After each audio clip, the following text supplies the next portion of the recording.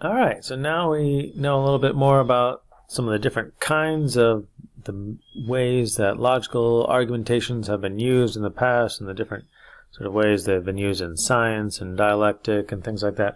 So right now we want to talk briefly here about some of the two major kinds of reasoning, right? And you've talked about this already, I'm sure, in many classes, formal logic, informal logic. I'm sure many of Mr. Christian's classes and certainly Mr. Burgoyne's classes have been highlighting the differences between deductive and inductive reasoning. So just want to give you a brief refresher on those here because obviously this is pretty important to the nature of appeals to logic, right? So deductive reasoning, it's easy to get these confused, but if you can think about them maybe visually here, maybe that will help you keep them straight, right? There's deductive reasoning. You begin with generalizations. That's the top part of the sort of inverted triangle there, working your way down to particular understandings in particular instances, particular conclusions of those, right? In English class, this sort of funnel-like inverted pyramid. Sometimes your introductions are like this. You begin with very broad generalizations, then you work to more specific aspects, and then you get to some sort of particular thing, which is your thesis or your main idea for the paper, right?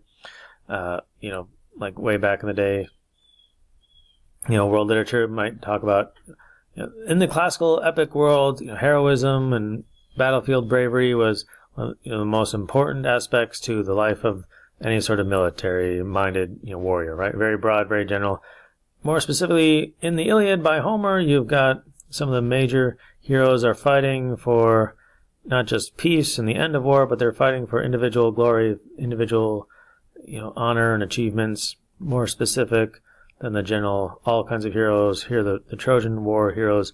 Then more specifically, you've got Achilles himself, one of the greatest warriors on the Achaean side. He is fighting for not just personal glory, but he's fighting to understand his place in the universe and the role of the gods and all that. So you go from very general, more specific, to very specific. There's, in English class and introductions, it is a kind of broad use of deductive reasoning, right? And so you lay down certain premises, ideas come from them, you get to more specific conclusions, right? Now here, perhaps the syllogism is one of the most straightforward examples of deductive reasoning. That's why it's so popular in, classical and formal logic classes. Your major premise, all people are immortal, a general observation about an entire class of humanity, they're all mortal.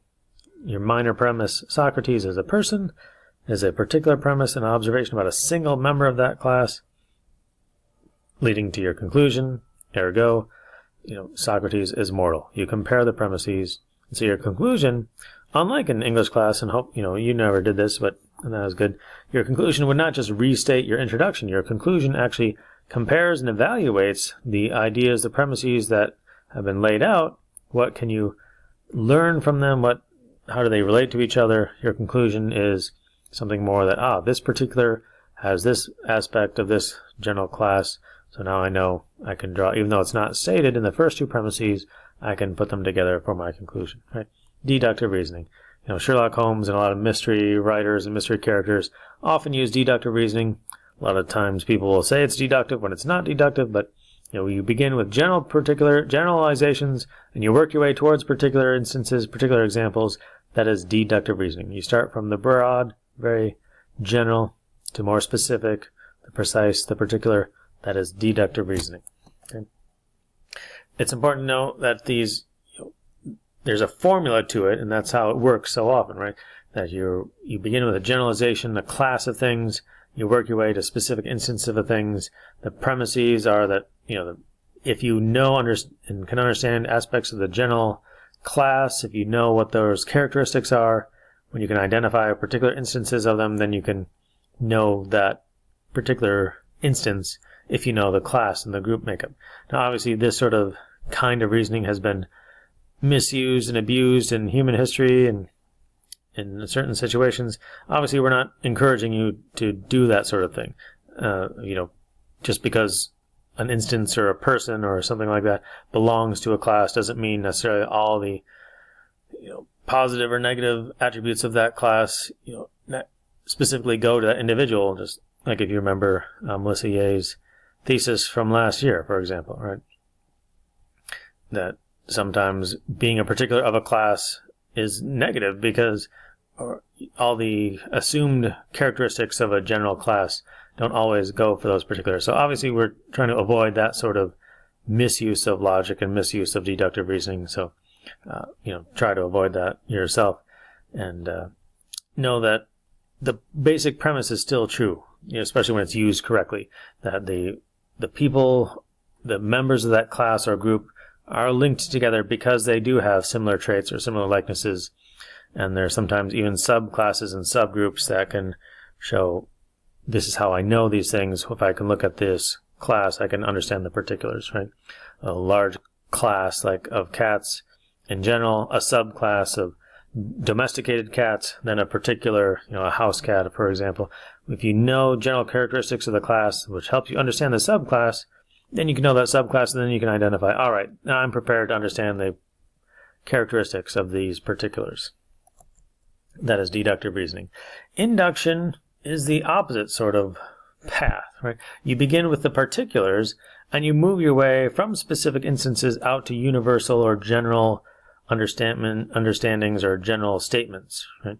This too can be abused, so obviously, watch out for that, right? For example, this skilled pilot is, I understand to be the best kind of pilot. A skilled driver is the best kind of driver. Therefore, I can draw from the universal understanding that to be skilled means to be the best, right? Or, hey, I know that this student who graduated from this school with this major is really good at her job. This other student who graduated from the same school with a different major, well, he's really good at that job that he does. Another student who graduated from that same school with a different major, wow, he's a really good student and really great hard worker at his job. Then I make the universal inductive reasoning conclusion that, wow, that school, if you're a graduate from that school, you'll probably be really good at your job, because those particular instances that I looked at, they lead me, because of their similarities, they led me to the broad general conclusion that all the students of that school will probably be really good at their jobs. Again, with generalizations, that's not always the case, but that is the danger, of course, of making assumptions and working on universal conclusions and things like that. So inductive reasoning is a little bit trickier than than deductive reasoning, rather. So when to use one and not the other, it'll probably be determined by the situation. And again, deductive is certainly more noteworthy, more used, probably more famous, because probably because of mysteries and Sherlock Holmes and things like that, but also because most of the time we want to work toward our understanding of individuals and specifics and particulars, then going from particulars to universals. But inductive reasoning certainly has its time and its place, and if you can remember the difference between them, that'll be a great thing, a great tool to understand and to have. So that is just a brief reminder on deductive and inductive reasoning.